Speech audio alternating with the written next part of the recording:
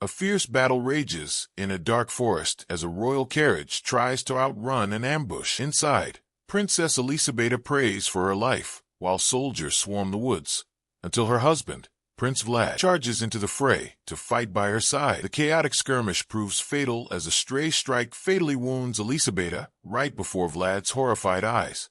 Earlier that day, the Romanian prince had gifted his wife a music box, begging the court priest to pray for a safe transit while he fought. Vlad won the battle in God's name, but his victory is instantly shattered by the sight of his bleeding wife. Descending into agonizing grief, Vlad drags her lifeless body to the church, furiously demanding to know why God remained deaf to his prayers. The priest nervously insists God does not perform reincarnation, urging the mourning ruler not to risk blasphemy. Consumed by profound heartbreak, Vlad declares his life no longer belongs to heaven. Because of this ultimate defiance, Vlad is struck by a divine curse, denied the peace of death, and condemned to wander the mortal world for all eternity. 400 years later in Paris, a Vatican priest meets Dr. Dumont outside a gloomy hospital to investigate a highly sensitive anomaly. Dumont leads the clergyman into an insane asylum, stopping before the heavily chained cell of Maria, a young woman whose animalistic behavior terrified the staff. Dumont explains Maria was captured on her wedding day when she flew into a rabid frenzy at the sight of a bishop. The priest examines her medical records, noting a birth date of 1759, which he suspects is completely accurate despite the doctor's disbelief. Intrigued by her oversized canines and violent aversion to holy men, the priest steps into the cell with a crucifix, causing Maria's skin to visibly burn. The priest boldly offers her his blood for answers, and after greedily consuming it, Maria's demeanor shifts. Confirming she is a subordinate creature, the priest presses her for information, and Maria whispers that her master is a powerful prince coming to Paris to find his lost princess. Meanwhile, in the frozen wilderness of Romania, a young Parisian solicitor named Jonathan Harker arrives at a foreboding castle after braving wolf-infested woods. Jonathan's journey was incredibly perilous, and his terrified coachman even gifted him a wooden crucifix before fleeing into the night. Entering the decaying stone fortress, Jonathan is startled by Vlad, who now calls himself Count Dracula and boasts pale skin, overgrown nails, and stained teeth. Despite the monstrous appearance, Jonathan politely introduces himself to negotiate the purchase of an old Parisian abbey. Vlad seems distracted, offering bizarre food and refusing to discuss business until the next day, while giving Jonathan one strict rule: he must not leave his room under any circumstances. Driven by overwhelming curiosity, Jonathan foolishly ignores the warning, sneaking out to wander the dark, echoing corridors. His exploration leads him into a damp dungeon where he stumbles upon a massive wooden coffin. But before he can process the horrific sight, a furious Vlad ambushes him. The monstrous count violently overpowers the lawyer, explaining his disrespect for the rules has sealed his fate. Vlad's grotesque minions swarm Jonathan, hoisting him upside down from the ceiling. As the vampire calmly explains, he must wait for the blood to rush to his victim's head before feeding. Accepting his grim reality, Jonathan bravely asks for one final dying wish: to hear the terrifying old man's life story. Amused by the strange request, Vlad orders his minions to lower Jonathan, deciding to grant the wish. Pacing the cold dungeon floors, Vlad recounts the miserable 400 years he has spent laboring under God's cruel curse, revealing that life without love slowly rotted his fate. Because Elisabetta was a remarkably pure soul, Vlad firmly believed she would eventually be reincarnated, prompting him to spend centuries hopelessly searching the faces of millions. Realizing he could never visit every village, Vlad traveled to Baghdad, India, and Italy, exhausting his wealth to distill a magical perfume. This intoxicating elixir completely obliterated a woman's willpower, making her helplessly drawn to him. Armed with this scent, Vlad seduced countless innocent women across the royal courts of Europe. But every time he used the potion, he realized they were not his beloved Elisabetta. Frustrated and starved, he quenched his dark thirst on these entranced victims, transforming them into loyal, blood-sucking subordinates. He tasked these new vampires, including Maria, with scouring the earth for his princess, while he retreated to his lonely Romanian castle to wait. After absorbing the heartbreaking tale, Jonathan bravely pleads for his life, explaining he is newly engaged to a beautiful woman in Paris who will die of absolute grief if he does not return.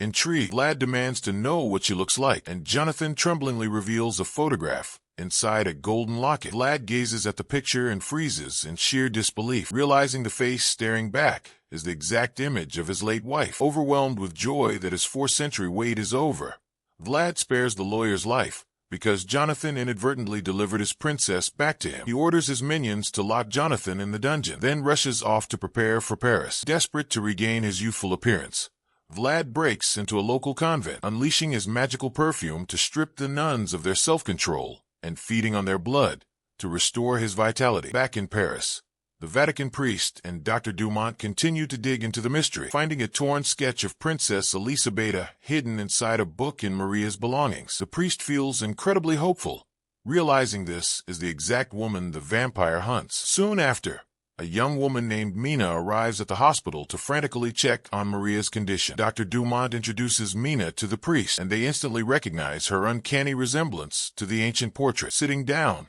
Mina tearfully confesses her recent engagement to Jonathan feels incredibly wrong, as she feels completely disconnected from her life and plagued by a strange sensation that she belongs to a different era.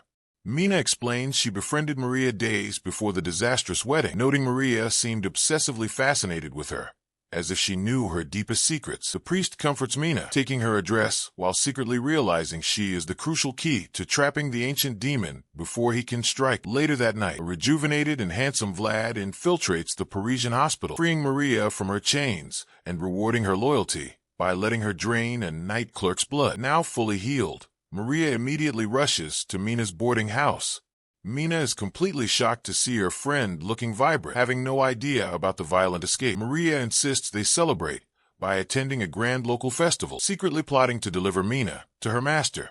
At the crowded event, Maria leads Mina to a private balcony and introduces her to the magnetic count. Mina is instantly captivated, feeling a bizarre pull toward the stranger as Vlad takes her to his lavish apartment. Wanting to jog her memories, Vlad presents Mina with the ancient music box he originally gifted his wife. As the haunting melody plays, Mina is struck by intense emotions, but when Vlad tenderly calls her Elisabetta, she panics. Terrified of her surging feelings, she firmly reminds him she is engaged, refuses the gift, and flees into the bustling streets. Upon returning to her quiet boarding house, Mina is absolutely stunned to find Jonathan waiting in the parlor alongside the priest and Dr. Dumont. Jonathan, having narrowly survived a terrifying escape across a treacherous frozen lake, pulls her into a desperate embrace. The men sit Mina down and deliver a shattering revelation, explaining the charming Count is actually a ruthless, bloodthirsty vampire, hunting her across centuries.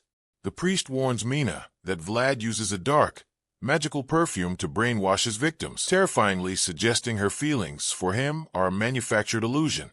The men quickly inspect her neck and breathe a massive sigh of relief upon finding no bite marks. Still reeling from the horrific news, Mina retreats to her bedroom, questioning her sanity. She cautiously plays the music box to determine if her vivid memories are a side effect of a demonic potion. However, she slowly realizes the beautiful, undeniable truth. The music genuinely unlocks a dormant part of her own soul. Suddenly, Vlad silently appears in Mina's bedroom. Startled, she orders him to leave, fully believing he is a monster trying to drug her. Vlad steps onto the high balcony, threatening to throw himself to his death if she truly wishes him gone. Mina panics, screaming at him to step back, while accusing him of using his dark magic to manipulate her heart. In a vulnerable display of honesty, Vlad retrieves a vial of his magical perfume and violently hurls it into the roaring fireplace, proving he has never used it on her.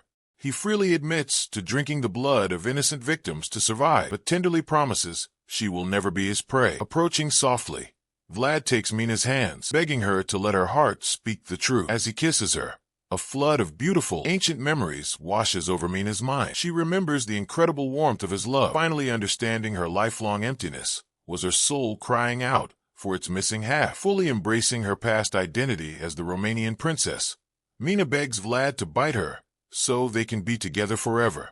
Giving in to their eternal bond, Vlad sinks his fangs into her neck. By the time the priest and Jonathan finally realize Vlad has breached the boarding house, the lovers are already gone, fleeing across the continent. Mina arrives at the dark Romanian castle, finally feeling like she is truly home. She is completely ready to abandon her mortal life and rule beside the man she has loved for centuries. However, their joyful reunion is violently cut short.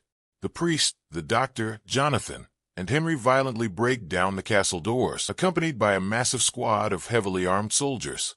The troops storm the grand hall, completely determined to destroy the evil vampire once and for all. Furious that his hard-won peace is being stolen again, Vlad unleashes his terrifying, supernatural strength. He easily overpowers the entire armed force, tossing men through the air and holding a lethal sword straight to the priest's throat. Staring death in the face, the brave priest desperately begs Vlad to think about Mina, arguing that dragging her into a cursed existence of eternal bloodlust is a selfish act. Vlad argues he killed for God and was unjustly punished, but the priest firmly corrects him, stating God never demands murder, and that true salvation requires genuine repentance. The priest promises that if Vlad surrenders and begs for mercy, his agonizing curse will finally be lifted. Staring at the beautiful woman he loves, Vlad realizes the priest is entirely right about the devastating nature of the terrible curse.